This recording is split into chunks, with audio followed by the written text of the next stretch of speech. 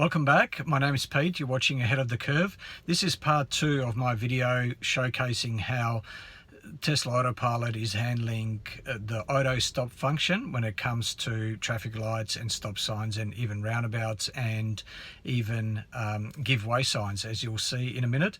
Apologies for the first part. The contrast on the screen, the Model 3 screen, was fairly horrible. So apologies for that. I've fixed that now with this second lot of clips, so you should be able to see both outside the windshield as well as what the car is showing on the screen. So hopefully you enjoy these. Stay tuned. Okay, so I've been searching high and low to try and find a stop sign where it would also enable me to enable Autopilot. So you can see there's no lane markings here, but I think Autopilot should be able to pick up the curb here. There we go, perfect. So I've just enabled Autopilot and we've got a stop sign coming up ahead. It's picking up the red line, so it's going to stop. I've got my foot ready to press the brake just in case. There's no one around us, so nice quiet area. Look, stopped on the line beautifully on a stop sign. So to go through the stop sign, through the stop lane, what we can do is either press the throttle or you can press down on the stalk. So I'm going to try that. So no cars coming. There we go. Beautiful. Okay, so that works quite well too. It's not as intuitive as pressing the throttle. Now what's really interesting here is there's no lane markings. So as you can see, I'm being extra careful to be ready to take over, but it's still doing quite well. It's still keeping to its side of the lane, and okay, it's stopping here. Look at that. It thinks there's a line here. So obviously there is no I mean, the bitumen there on the road, I'm not sure if you can pick that up on the camera. I'm sure you can. The bitumen is a different color. So I'm just going to go forward because there's a car. Okay, it's telling me to take over. No problems. But yeah, that bitumen was a slightly different color. So maybe that's why it was coming to a stop. But yeah, that's interesting.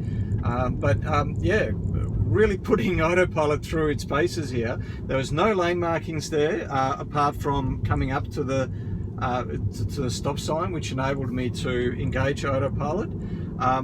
Just a word of warning, don't ever engage Autopilot if there are no lane markings. There's quite a few warnings that Tesla gives you in that regard, so I'd never recommend it.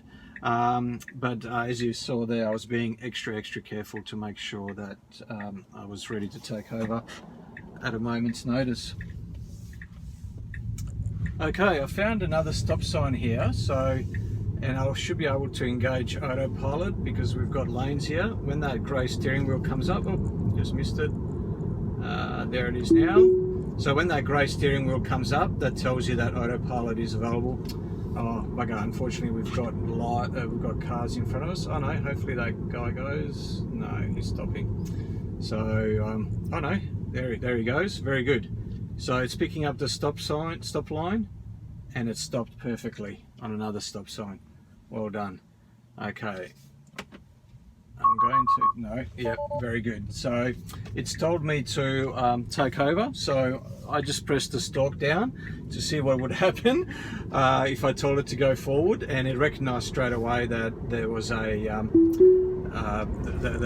island there and it needed me to steer around it, so told me to take over. So look, it's performing really well.